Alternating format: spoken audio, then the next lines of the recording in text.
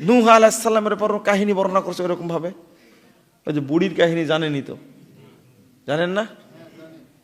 নৌকা তো বানালেন বিশাল, তো সবাই পায়খানা করে আসে, পায়খানা করতে করতে করতে করতে ভর্তি হয়ে গেছে।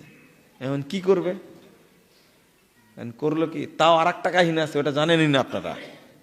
এই তক্তা, এই কিস্তিতে কয়টা তক্তা ছিল জানেন? কয়টা? অনেকগুলো তক্তা ছিল। সব তক্তায় প্রত্যেক নবীর নাম লেখা ছিল। 4টা তক্তা ফাঁকা ছিল, এর নাম ছিল না 4টা তক্তায়। কেন এই 4টা তক্তায় নাম ছিল না? কারণ এরা নবী না, তাই। তাহলে এই 4 জন কারা? এরাই হলো একজন ইমাম আবু হানিফা, একজন ইমাম মালিক, একজন ইমাম আহমদ, আর একজন ইমাম শাফি। তওবা তওবা, নাউজুবিল্লাহ। এক বুড়ি গোসল পায়খানা করতে আসি পড়ে গেছে, পড়ে যাওয়ার মতো বুড়ি যুবক হয়ে গেছে।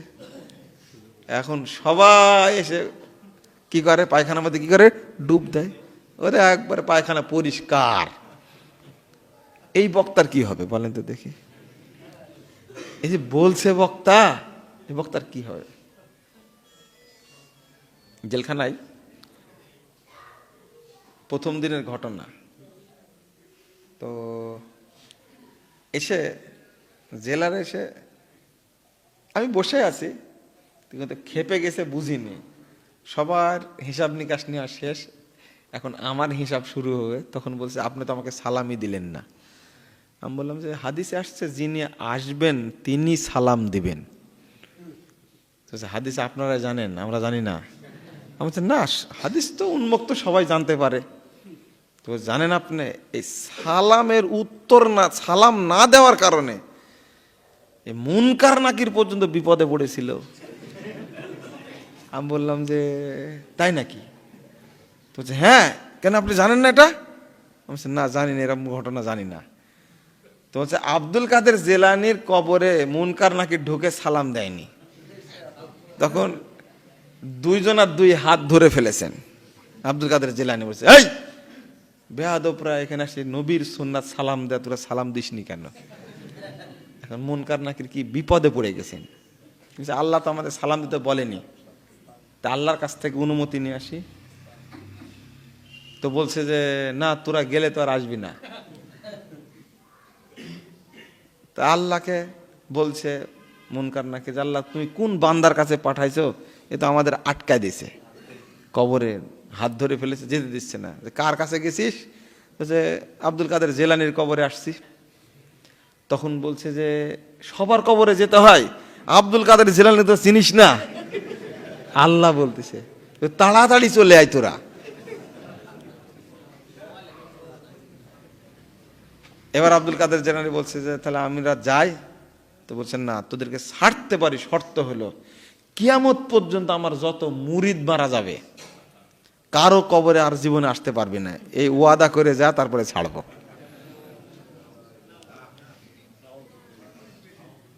তখন আমি বলতেছি যে ঘটনা তো শুনলাম, কিন্তু আপনি জানলেন কি করে? জানলাম কি করে মানে, এটা তো মুনকার নাকিরের সাথে আব্দুল কাদের জিলানীর ঘটনা, এটা আপনাকে বলল কি?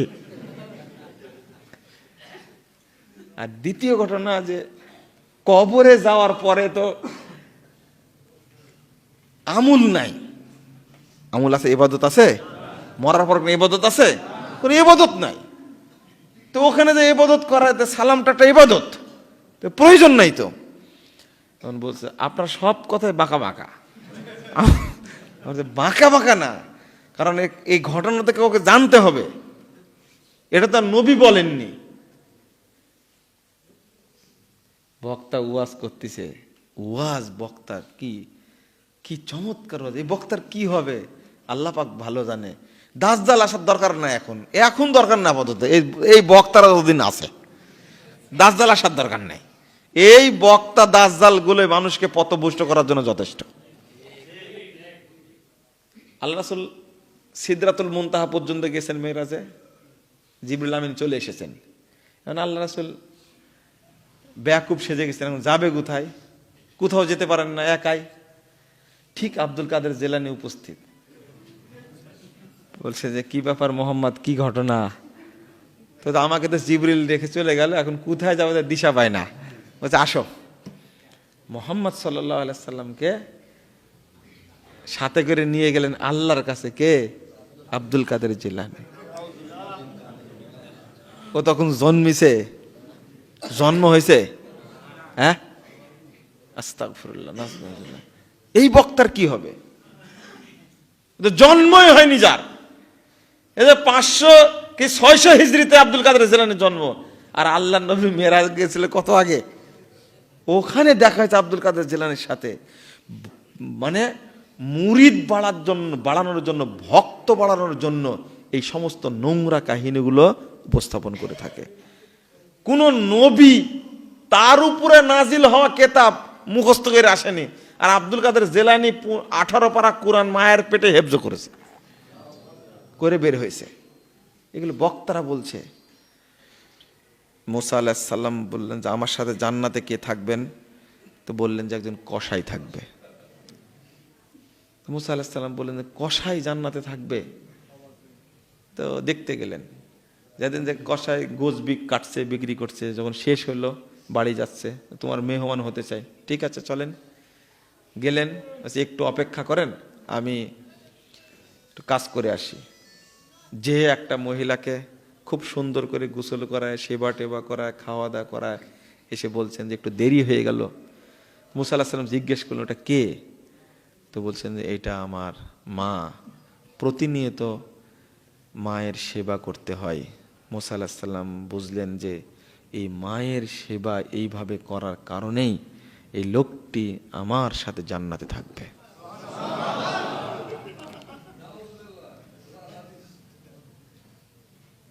এত জোরে সুবহানাল্লাহ বলেন আপনারা। ইন্নালিল্লাহ, এর কোনো সনদই নাই।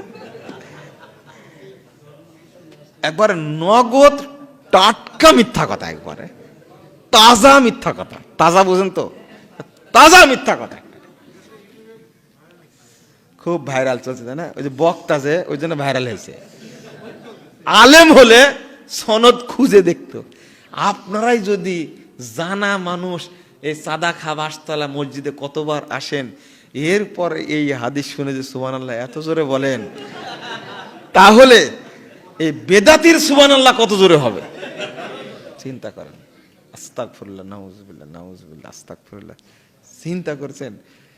হ্যাঁ, আশ্চর্য বলে বেড়াচ্ছে, কিন্তু কোনোদিন খোঁজ নেয়নি এর দলিল আছে কিনা, খোঁজ নেয়নি। একজন মুহাদ্দিস মুহাক্কিক বলছেন এটা মুসা আলাইহিস সালামের উপর একটা মিথ্যা অপবাদ দেওয়া হয়েছে। তারপরে বলছে যে খাদিজা রাদিয়াল্লাহু আনহাকে দাফন করার পরে আল্লাহ রাসূল খাদিজা রাদিয়াল্লাহু আনহাকে দাফন করলেন। বলছে তোমরা সবাই চলে যাও। কেন? তো বলছে যে মুনকার নাকির যে প্রশ্ন করবেন, এই প্রশ্নের উত্তর আমি দিব। তখন এই কথা শুনে আল্লাহ সরাসরি বলছেন যে মোহাম্মদ তুমিও চলে যাও, এই প্রশ্নের উত্তর আমি আল্লাহ নিজেই দিব। এবার বুঝে গেছেন আপনারা, এখন আর সুবহানাল্লাহ সহজে বলবে না।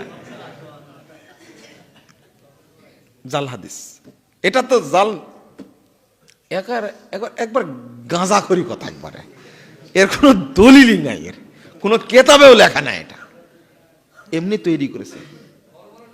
মানে আপনাকে কি বলবো, মানুষকে আকৃষ্ট করার জন্য বলতেছে এগুলো। আদম আলাইহিস সালাম দেখলেন যে পাশে একটা সুন্দরী মেয়ে শুয়ে আছে, তারই স্ত্রী হাওয়া, তাই না? হাত বাড়াইছেন, তার মধ্যে ফেরেশতারা বলছে এই আদম হাত বাড়াচ্ছ মানে? দেখেন কি চমৎকার বর্ণনা, হাত বাড়াচ্ছ মানে? তখন বলছে যে কেন? আচ্ছা, আগেই বর্ণনা করছে যে আদমের বাঁকা হাত থেকে তৈরি হয়েছে, তো ওটা স্ত্রী তো, তাই না? এতে কোনো সন্দেহ আছে? আদমের বাঁকা হাত থেকে তৈরি করা হয়েছে পাঁজরের, এতে কোনো সন্দেহ নেই, স্ত্রী হিসাবে তৈরি করেছে। তো হাত বাড়ালে সমস্যা কি? তখন বলছে, এই আদম হাত বাড়াচ্ছ মানে? হাত বাড়াবো মানে এত সুন্দর মেয়ে, এরকম সেন্সটা কিন্তু অন্যরকম হয়ে গেল। কিন্তু একজন নবীর ক্ষেত্রে এরকম মিথ্যা কথা বলা উচিত? একজন নবী কোনোদিন একটা মেয়ের দিকে হাত বাড়াবে? এটা বিশ্বাস হয়? নবীর আগের পরের সমস্ত পাপ কি মাপ। তখন বলছে যে তাহলে কেন কি করা লাগবে? আগে নবীর প্রতি 10 বার দরুদ পড়তে হবে। তারপরে যে কোন নবী? যে মোহাম্মদের উপরে। তা আদম আলাইহিস সালামকে যখন সৃষ্টি করে তখন মোহাম্মদ ছিল? বলেন তো কি চমৎকার গাঁজা করে ওই বইটা নিয়ে আসলাম না, তাবলিগের স্বরূপ বইটার মধ্যে আমরা একবারে সব ধরে ধরে, এটা কিন্তু ফাজাইলে দরুদের মধ্যে উল্লেখ করেছে গাঁজাখড়ি কাহিনীটা। আর এইগুলোই বক্তারা বলে থাকে। তখন মুহাম্মদ সাল্লাল্লাহু আলাইহি সাল্লাম জন্ম নেয়নি, এক। দ্বিতীয় বিষয় হলো এই দরুদ জানলো কি করে? আর দরুদ দিয়ে যে মহারানা দিতে হয়, তখন মহারানার তো কোনো বিধানই ছিল না। বিধান আসলো কখন? আপনাকে কি বলবো, দাউদ আলাইহিস সালাম ওই কিপ্তিয়ার যে ঘটনাটা কি মুখরোচক করে বলে। দাউদ আলাইহিস সালাম একদিন দেখলেন জালানা দিয়ে একটা মেয়ে গোসল করছে, খুব সুন্দরী মেয়ে। তো খোঁজ নিলেন যে এই মেয়েটা কার। দেখলেন তারই একজন ভক্তের মেয়ে, স্ত্রী। তখন তাকে কৌশলে যুদ্ধে পাঠাই দিলেন, যুদ্ধে গিয়ে মারা গেছে। এখন দাউদ আলাইহিস সালাম যেহেতু সুন্দরী রূপবতী মহিলা, রূপ দেখে পাগল হয়ে গেছে, পরে তা কি করলেন? বিয়ে করলেন। তখন আল্লাহ রব্বুল আলামিন বললেন, দাউদ ও তো মারা গেছে, তার কাছে ক্ষমা চাও। মরে গেছে, ক্ষমা চাবো কি করে? আমি ব্যবস্থা করে দিচ্ছি। তাজা করে দিছে। তো বলছে যে কবরের কাছে গিয়ে বলছে যে আমি কিছু ভুল করেছি, তুমি আমাকে মাফ করে দাও। তখন বলছে যে আপনি নবী মানুষ, আপনি ভুল করবেন? এটা কেমন কথা হলো? আমার সাথে আপনার কিছুই হয়নি, হলে সব মাপ। তো মাফ করে দিলেন। দাউদ আলাইহিস সালাম চলে আসছেন। তা আল্লাহ বলছেন যে দাউদ হলো না, তুমি খুলে বলো, খুলে বলো। এবার খুলে বলতে গেছে, আসলে যেটা অন্যায়টা হয়েছে সেটা হলো এই যে তোমার স্ত্রীকে দেখছিলাম খুব সুন্দরী, এই জন্য তোমাকে যুদ্ধে পাঠায় মেরে ফেলে দিয়েছি। এরপরে তোমার স্ত্রীটা বিয়ে করেছি। তখন এবার বলছেন যে এইটা কি ক্ষমা হয়? এটা ক্ষমা হবে না। আমার স্ত্রীকে দেখে বিয়ে করার জন্য আমাকে কৌশলে যুদ্ধে পাঠাইছেন, আমার স্ত্রীকে বিয়ে করেছেন আপনি, এই পাপ কি ক্ষমা হয়? আমি ক্ষমা করব না। তো সুবহানাল্লাহ বললেন না তো আপনারা? এই বক্তার কি হবে? একজন নবী দাউদ আলাইহিস সালাম এত পরহেজগার নবী, এত পরহেজগার নবী দাউদ আলাইহিস সালাম, আল্লাহু আকবার, এত পরহেজগার একটাই নবী যিনি সারা জীবন একদিন সিয়াম রাখতেন, পরের দিন রাখতেন না, সারা জীবন এইভাবে সিয়াম রাখছেন। এই রকম নবীর ব্যাপারে এত বড় মিথ্যাচার বক্তা মঞ্চে বসে করছে। এই বক্তার উমর রাদিয়াল্লাহু আনহুর যুগ থাকলে একে নিঃসন্দেহে ফাঁসি দেওয়া হতো, এতে কোনো সন্দেহ নাই। দাউদ আলাইহিস সালাম এত বড় নবী, তার ব্যাপারে বলছে। ঠিক ইউসুফ আলাইহিস সালামের ব্যাপারে বলে এইভাবে। জুলেখার সাথে ফষ্টি নষ্টি পাকায়া যে কাহিনী বলে, এদের কি হবে? যত বলতে যাব আপনারা রেগে যাবেন। আসলে প্রেক্ষাপটটা হয়ে গেছে বেদাতীদের, প্রভাবটা তো বেশি হয়েছে। আর আপনারা এই সমস্ত ফালতু দাজ্জাল বক্তার বক্তব্য শুনতে খুব আগ্রহ প্রকাশ করেন। ছি, এখানে জেনে নেন বেদাতের সাথে কোনো আপোষ নাই। বেদাতীরা সৃষ্টি হয়েছে সুন্নাতকে ধ্বংস করার জন্য, আর আহলে হাদিসদেরকে আল্লাহ পাঠিয়েছেন পৃথিবীতে সুন্নাতকে হেফাজত করার জন্য। বেদাতের সাথে কোনো আপোষ নাই, বেদাতি আলেমের সাথে কোনো আপোষ নাই। এই সমস্ত লোক মিথ্যা কথা বলে বক্তব্য দিচ্ছে, আর আপনারা তাদের বক্তব্য শুনেন। আপনারা তাদেরকে এখনো চিনলেন না, যারা পিস টিভির মতো একটা চ্যানেলকে বন্ধ করে দিল। আশ্চর্য লাগে, তাদেরকে চিনলেন না আপনারা। টুপি মাথায় দিয়ে আলখেল লাগায় দিয়ে প্রশাসনের কাছে গিয়ে বলে রিপোর্ট দিল, পিস টিভি বন্ধ হয়ে গেল। এই দেশের কোটি কোটি মানুষের প্রাণের টিভি চ্যানেল ছিল পিস টিভি, নারী পুরুষ দেখতো। ওরা কি বলে, আরে আমাকে বলে মিথ্যুক, মুজাফফর মিথ্যা কথা লেখছে, এই জাল হাদিসের কবল রাসূল সাল্লাল্লাহু আলাইহি ওয়াসাল্লাম সালাত, এই বইটাকে টিটিনাজের মতো লেগে গেছে ভিতরে। এতই দুশ্চিন্তা করে ওরা এই বইটার ব্যাপারে, আর ছড়াই সব মিথ্যা কথা লেখছে। বেটা আমি মিথ্যা কথা লেখ, তুমি একটা সত্য বই লেখো না, লিখতে পারো নি কেন এখন পর্যন্ত? একটা লেখো, একটা খায় না কেন? লেখছো তো অনেক, খায় না কেন? আমি মনে করি যে আমাকে মিথ্যুক বলতেই পারে যদি আলবানির মতো একজন শ্রেষ্ঠ মুহাদ্দিসকে বলতে পারে এ হলো খ্রিস্টানদের দালাল। জাকির নায়েকের মতো এত বড় দায়ীকে যদি বলতে পারে জাকির নায়েক ইহুদি খ্রিস্টানদের দালাল, আর এরা যারা ওদেরকে দালাল বলছে এরাই মূলত শয়তানের দালাল, এরা হলো শয়তানের এজেন্ট। এরা তুমি আলবানিকে গালি দাও, এটা মরার আগ পর্যন্ত সহ্য করতে পারবো না ইনশাআল্লাহ। তোমার সাথে শত্রুতা চিরজীবন থাকবে। আল্লাহ তোমাকে হেদায়েত দান করুক। তুমি আলবানিকে গালি দিলে কেন? এত বড় মুহাদ্দিসকে তুমি গালি দাও। তুমি যদি মানুষের জাত হতে এইরকম ভাবে তির্যক ভাষায় এত বড় মুহাদ্দিসকে গালি দিতে পারতে না। আমরা তো বলতে পারি না এরকম। জাকির নায়েকের বক্তব্য শুনে একজন মুসলমান ইহুদি হয়েছে? খ্রিস্টান হয়েছে? হিন্দু হয়েছে? তো কিভাবে বলে যে জাকির নায়েক ইহুদি খ্রিস্টানদের দালাল? বলে কি করে? তা আমাদের তো মিথ্যুক বলতে পারে। যারা নবীর হাদিসকে কেটে জাল করে তারা হলো বিশ্ব ইতিহাসের সর্বশ্রেষ্ঠ প্রতারক। এরা আবু জাহেলের চেয়েও খারাপ। এরা আল্লাহ নবীর হাদিসকে জাল করেছে। কত বড় সাহস! হাদিসের শব্দ তুলে দিয়েছে। আর ওই সমস্ত বক্তা, ওই সমস্ত আলেমের কথা যারা শুনে তারা তো নরমালি বেদাতি হয়ে যাবে। বেদাত এত খারাপ জিনিস, মুহাদ্দিসগণ বলছেন বেদাতের সাথে বসা যাবে না, তাদেরকে সম্মান করা যাবে না, তাদের লিখিত কিতাব পড়া যাবে না, তাদের কথা শোনা যাবে না, তাদের সাথে সম্পর্ক রাখা যাবে না একবারে।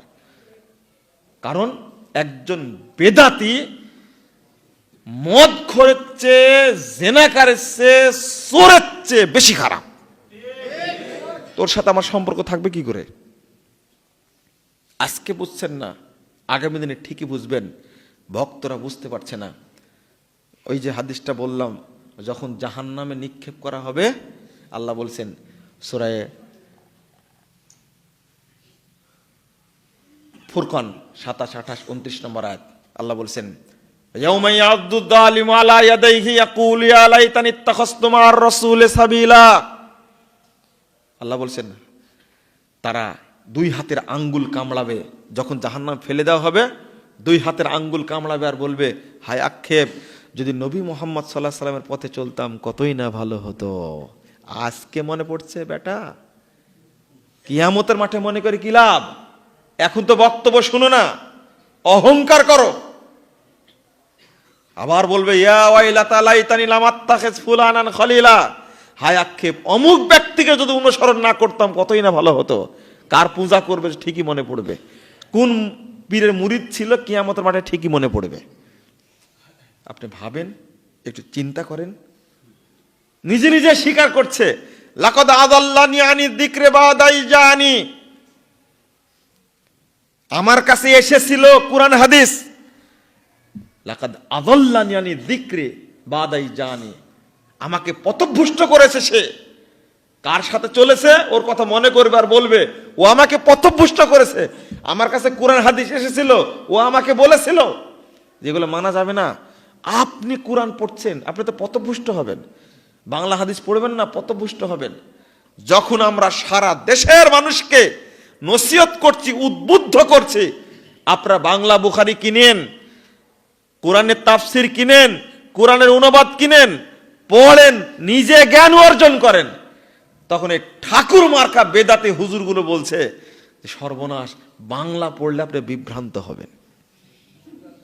এই কথাটাই কাল কিয়ামতের মাঠে বলবে, ওই ভক্তই বলবে, ওই মুরিদই বলবে, কানা শয়তানুল ইনসানে খাজুলা, এই শয়তান মানুষের জন্য কত বড় ক্ষতিকর।